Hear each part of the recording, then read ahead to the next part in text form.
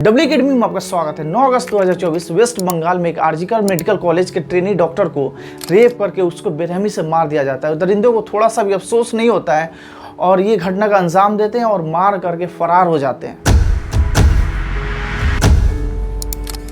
देखा जाए तो इंडिया में रेप चौथा सबसे आम क्राइम हो गया है। डे टू डे केसेस बढ़ते गए हैं। 2019 की रिपोर्ट के अनुसार हर 16 मिनट पे एक केसेस का इन्फॉर्मेशन मिलता है। और देखा जाए तो देश भर में 2021 के रिपोर्ट के मुताबिक 31,677 केसेस दर्ज किए गए हैं।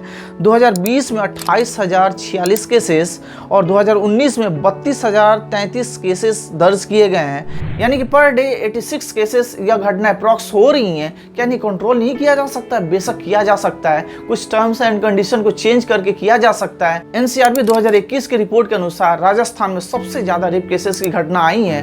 उसके बाद से मध्य प्रदेश और यूपी का स्थान है। फिर 2021 में मेट्रोपॉलिटन सिटीज जैसे दिल्ली सबसे अधिक यह घटना हुई है, जिसमें 1226 केसेस रिकॉर्ड किए गए थे। सबसे कम रेट देखा जाए तो कोलकाता में थी।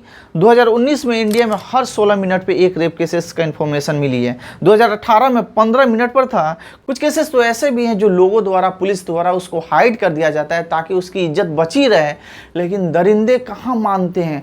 वो उनके साथ ऐसी घटना करते हैं जिससे काफ़ी दुख वाली बात होती है। उन दरिंदों को जरा सा भी अफसोस नहीं होता है और उनके ऊपर अटैक करते हैं और ये घटना का अंजाम देते हैं। जरा भी अफसोस नहीं होती है और उन्हें जान से बेरहमी से मार दिया जाता है। दरिंदों द्वारा इस घटना का अंजाम देने के बाद से उस पीड़ित के ऊपर क्या बीतती है, उसके फैमिली वाले के ऊपर क्या बीतती है, वही जान सकता है। आखिर उस दरिंदों को जरा सा भी अफसोस नहीं होता और ये घटने का अंजाम देते हैं, यहाँ तक कि उनको जान से बेरहमी से मार दिया जाता है। जैसे Ajmer rape case 1992, Bilkis Bano 2002, Delhi gang rape 2012, Mumbai gang rape 2013, Ranaghat case 2015, Delta मेगावाट rape case 2016, Kathua rape case 2018, Unnao rape case 2017। फिर 9 अगस्त 2024 वेस्ट बंगाल में आरजीकर मेडिकल कॉलेज के ट्रेनी डॉक्टर के साथ ये घटना होती है, जिसमें काफ़ी लोग रोड पे निकलते हैं और प्रोटेस्ट करते हैं। तो आइए कोलकाता केसेस को थोड़ी डिटेल्स में समझने की कोशिश करते हैं कि कौन अपराधी था, कौन ऐसे घटने का अंजाम दिया था और कौन कौन इसमें शामिल है। 8 अगस्त 2024 रात डॉक्टर ने अपने साथियों के साथ खाना खाया और हॉस्पिटल में 36 आवर शिफ्ट के बाद से उन्होंने सेमिनार हॉल में आराम किया। फिर क्या होता है, अगली सुबह 9:30 पे लेडी डॉक्टर का डेड बॉडी सेमिनार हॉल में पाया जाता है। लोगों का गुस्सा काफ़ी हो जाता है और धीरे धीरे लोग बढ़ते जाते हैं और लोग सड़क पे निकल पड़ते हैं और हर स्टेट में क्या होता है, प्रोटेस्ट होना शुरू हो जाता है। मेडिकल कॉलेज के पूर्व प्रिंसिपल संदीप घोष ने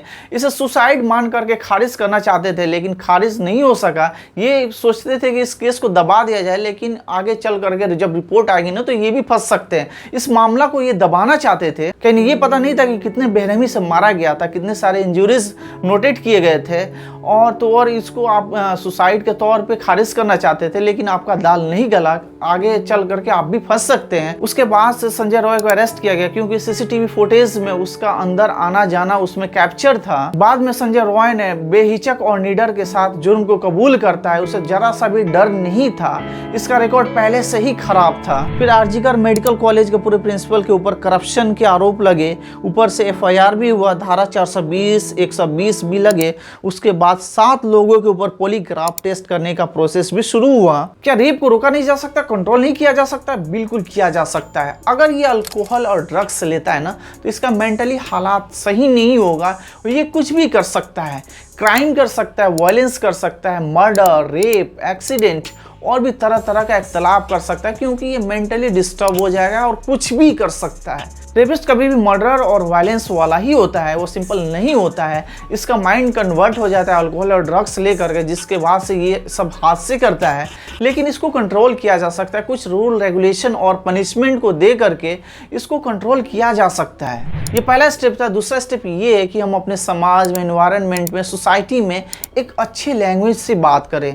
जो डर्टी लैंग्वेज से बात करते, गंदी गंदी गालियाँ देते, एक दूसरे को सही लफ्ज़ से ना बोल करके उनको गंदी गंदी गालियाँ दे करके बुलाना या फिर बहुत तरह की इख्तलाफ वाली बात करने से भी वायलेंस होती है और ये चीज़ें क्या होता है, लोगों के माइंड को सेटअप कर जाता है, जिससे रेप के खतरे बढ़ते जाते हैं। और क्या होता है कि जब छोटे जनरेशन वाले ये शब्द सुनेंगे, ऐसे ऐसे लैंग्वेज सुनेंगे, तो वो भी वही सीखेंगे।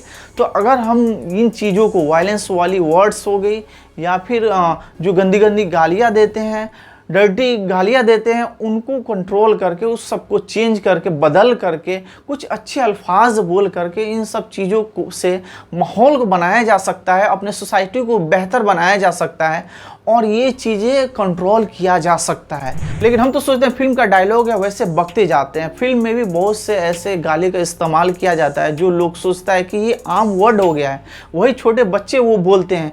तो ऐसे क्या होता है, इख्तलाफ और वायलेंस बढ़ते जाता है जिससे समाज में बहुत बड़ा इफेक्ट पड़ता है। तो इन सब चीज़ों को कंट्रोल करके वैसे फिल्म को हम ना देखें जिसमें वायलेंस वाली बात हो, वायलेंस वाली उसमें मतलब गालियाँ का इस्तेमाल करे, मतलब डर्टी इस्तेमाल करे। तो वैसे एक्टर और एक्ट्रेस से दूरी बना कर करें, वैसे को अनफॉलो करें, अनसब्सक्राइब करें, उनसे दूरी बना कर करें, जिससे हमारा समाज, हमारा सोसाइटी, हमारा इन्वायरमेंट बेटर होगा।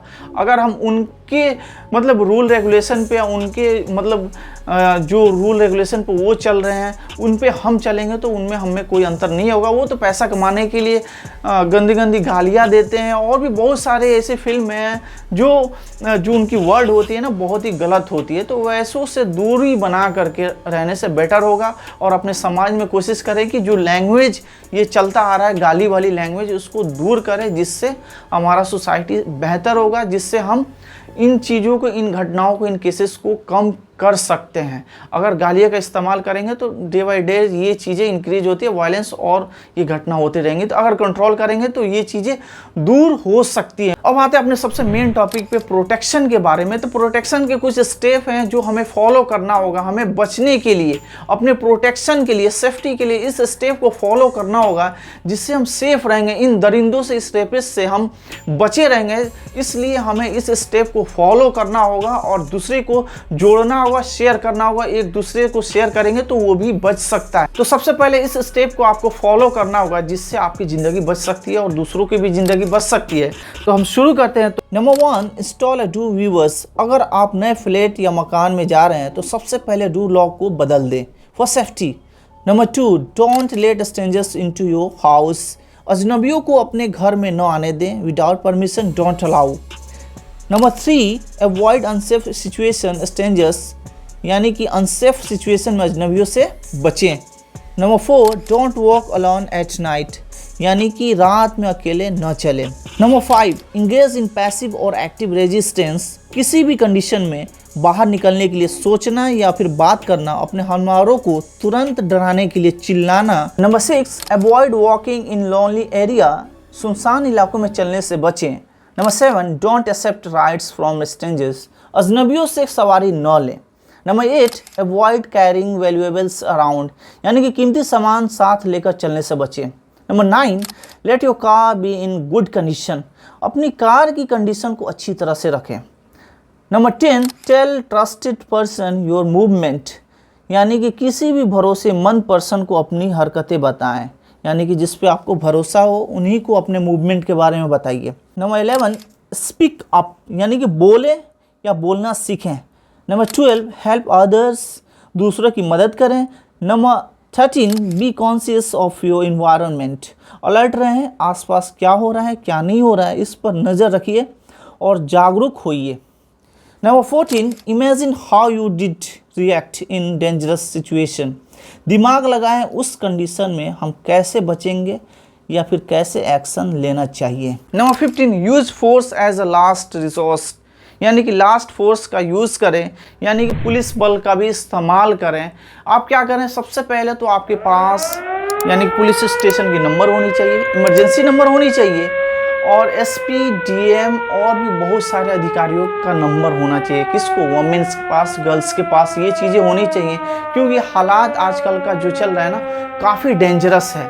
तो अपनी सेफ्टी के लिए इतने कॉन्टैक्ट्स रखना चाहिए और इमरजेंसी में तुरंत का तुरंत उस पर कॉल करना चाहिए, जिससे आपको सपोर्ट मिल सकता है, ठीक है, ताकि आप सेफ रह सकें। तो इस कंडीशन में आपको हेल्पलाइन नंबर हमेशा रखना होगा। कोशिश करें कि बॉयज़ और जो बड़े लोग हैं, हमें अपने बहनों को सेफ्टी देना है, इसलिए सबको मतलब एक बैलेंस करके लेके चलना है। कोई भी तरह का इख्तलाफ होता है तो वहाँ पे तुरंत पहुँच करके उसको सॉर्ट आउट और हैंडल किया जा सके, उसको पकड़ा जा सके। तो ये चीज़ हमें भी करना होगा। ये नहीं कि उनकी प्रोटेक्शन उन्हीं के लिए होगा, लेकिन हमें भी प्रोटेक्शन उनको देना होगा। हमारे पुलिस को भी देना होगा। तो पुलिस फोर्स अधिकारी तो प्रोटेक्शन देते ही हैं, उसके साथ साथ आम लोगों को, आम जनता को भी प्रोटेक्शन देना होगा और ऐसे समाज से ये हरकतें को बंद करना होगा और निकालना होगा, जड़ से फेंकना होगा। तो उम्मीद करते हैं कि आज से हम ये चीज़ें करेंगे और अपने सोसाइटी, समाज को और अपने देश को आगे बढ़ाएंगे, जिससे हमारा देश और आगे बढ़ेगा। तो उम्मीद करते वीडियो समझ में आया होगा। तो प्लीज़ इस वीडियो को ज़रूर लाइक और शेयर तो ज़रूर करें और दूसरे तक पहुंचाएं, ताकि अगर एक वीडियो से, इस वीडियो के माध्यम से किसी को मतलब प्रोटेक्शन मिल जाती है, एक नई ज़िंदगी मिल जाए, तो बहुत बड़ी बात होती है। तो आपके वजह से, एक शेयर की वजह से किसी को नई ज़िंदगी मिल जाए और इन घटनाओं से बच जाए, तो सबसे बड़ी बात होगी, आपको मतलब बहुत ही सवाब मिलेगा। तो उम्मीद करते वीडियो समझ में आई होगी। तो प्लीज़ वीडियो को लाइक, शेयर एंड सब्सक्राइब कर ले। फिर मिलते हैं नेक्स्ट वीडियो में। Okay bye, thank you and salute you.